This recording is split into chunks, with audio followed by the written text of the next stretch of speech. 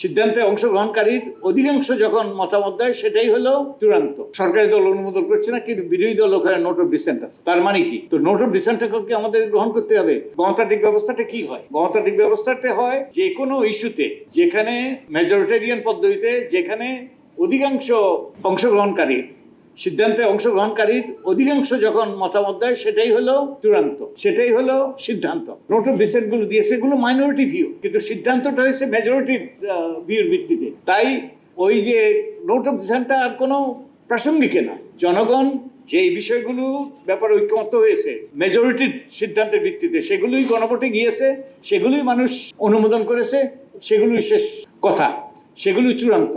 এবং তাই তাদের এই যে নোট অফ ডিসেন্টের যে যুক্তি, এগুলো অযৌক্তিক। আর আরেকটা যে লক্ষ্য করবেন আপনারা, এই যে আমাদের সংসদে যে আইন পাশ হয়, আমাদের স্পিকার কি বলেন? হ্যাঁ, জয়যুক্ত হয়েছে। কিন্তু কিছু ব্যক্তি তো নাও বলেন, তো উনি তো না জয়যুক্ত বলেন না।